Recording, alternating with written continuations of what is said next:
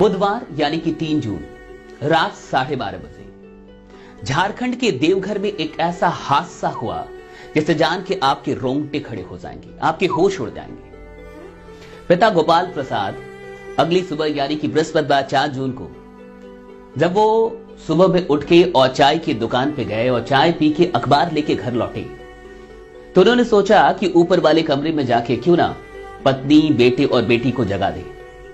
और जब वो ऊपर वाले कमरे में पहुंचे और उसके बाद ऊपर वाले कमरे का जब दरवाजा उन्होंने खोला और दरवाजा खोलने के बाद जो उन्होंने दृश्य देखा, उस दृश्य को देखने के बाद उनके रोंगटे खड़े हो गए, उनके होश उड़ गए और शायद वो उनकी जिंदगी का सबसे खराब दृश्य था।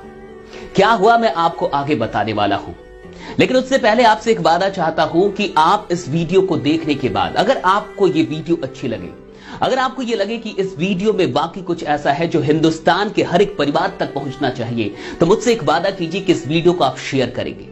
मुझसे वादा कीजिए, कमेंट में लिखिए कि हां आप इस वीडियो को शेयर कर रहे हैं। उसके बाद क्या हुआ आइए जानते हैं।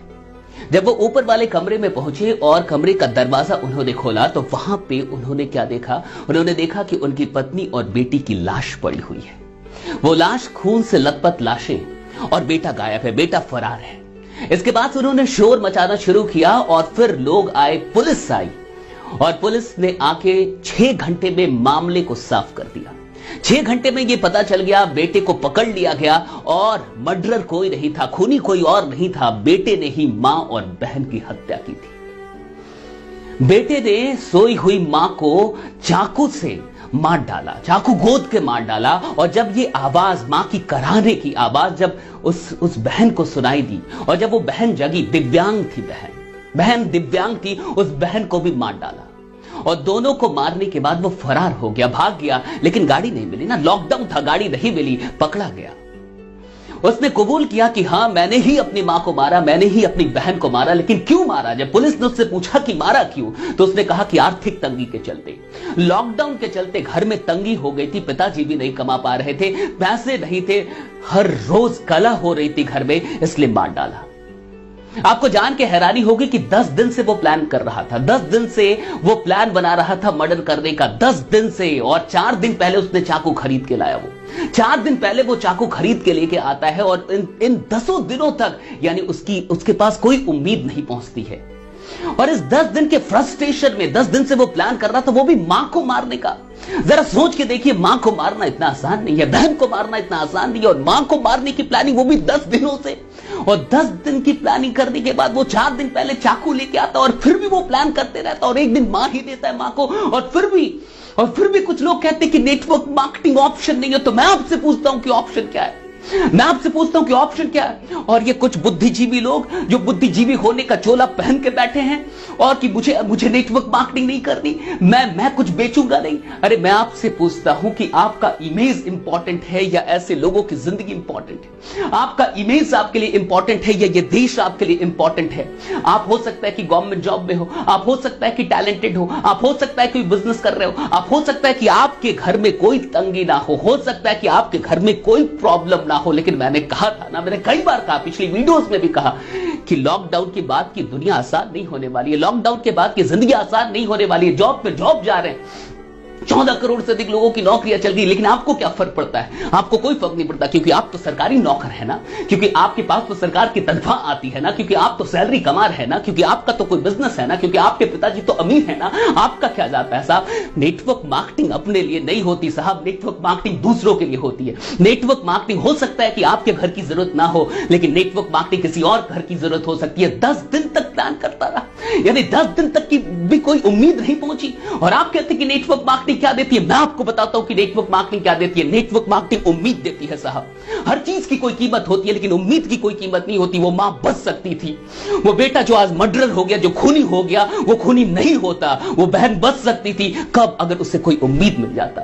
यानी 10 दिन में भी उसके पास कोई उम्मीद नहीं पहुंची। और नेटवर्क मार्केटिंग उम्मीद देती है साहब, कुछ दे ना दे उम्मीद देती है। ये उम्मीद देती है कि हर इंसान कुछ कर सकता है, हर इंसान कुछ कर सकता है। पिताजी पंचर की दुकान पे पंचर बनाते थे, मां घड़ी और खिलौनों की दुकान लगाती थी।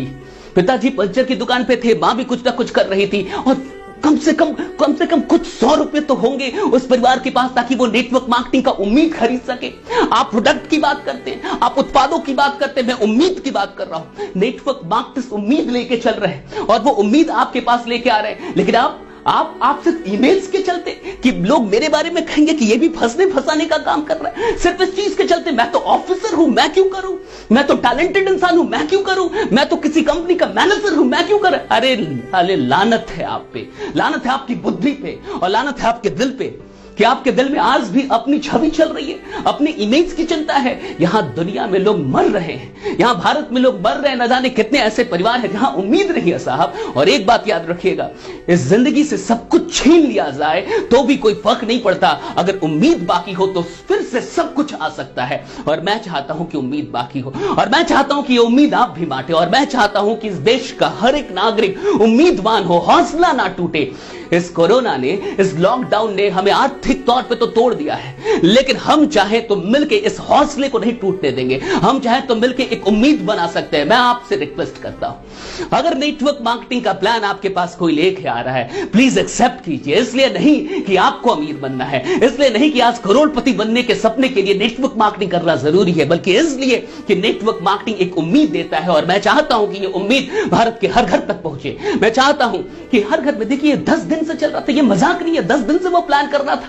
10 दिन तक अगर कोई पहुंच जाता, अगर बुधवार की रात से पहले, उस 12 बजे की रात से पहले अगर 3 तारीख को भी कोई पहुंच जाता और उसको नेटवर्क मार्केटिंग का प्लान दे देता, उसको समझा देता कि तुम जिंदगी में कुछ कर सकते हो, आर्थिक तौर पे आगे बढ़ सकते हो, तुम कोई फर्क नहीं पड़ता कि तुम्हारे पास डिग्री है कि नहीं, कोई फर्क नहीं पड़ता कि तुम्हारे पास कितना टैलेंट है, कोई फर्क नहीं पड़ता कि तुम्हारे पास क्या है और क्या नहीं, लाखों रुपए नहीं चाहिए, सैकड़ों रुपए के साथ भी ये बिजनेस शुरू होता है। अगर कोई भी इंसान उसके पास पहुंच गया रहता, वो मां का खून ही नहीं होता साहब। जीवन में इससे बड़ा और दुख क्या होगा कि अपनी मां को अपने हाथों से मारना पड़े, इससे बड़ा पाप और क्या होगा। लेकिन ये पाप करने पे लोग विवश हैं। और ये मत कहिए कि सिर्फ बेटा खूनी है, ये मत कहिए कि सिर्फ बेटा खूनी है, खूनी तो आप भी है, खूनी तो मैं भी हूं।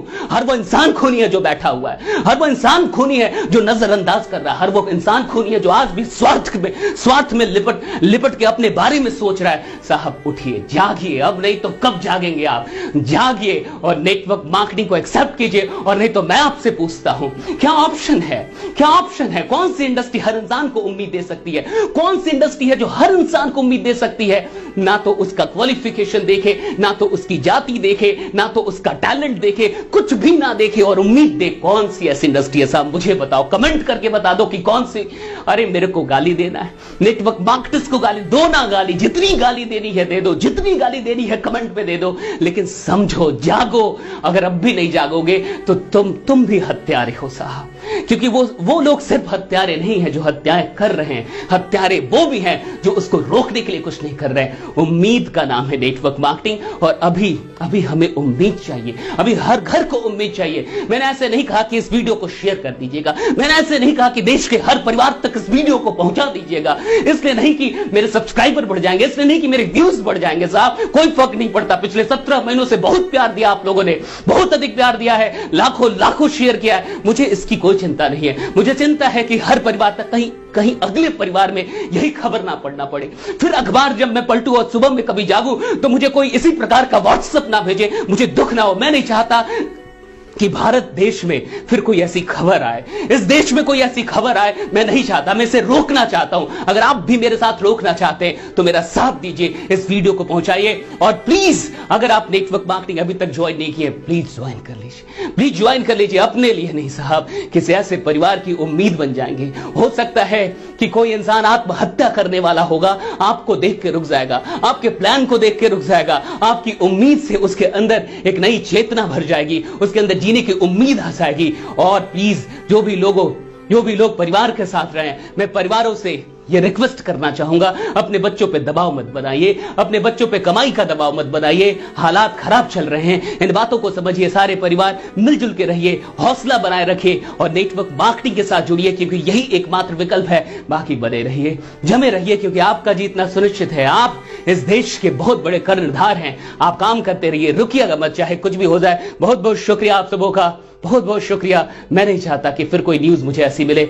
मैं चाहूंगा कि इस वीडियो को एक एक परिवार तक पहुंचा दीजिए। बाकी फिर से मुलाकात होगी अगली वीडियो में, तब तक अपना ध्यान रखिए। बहुत बहुत शुक्रिया। Thanks lot. Thank you.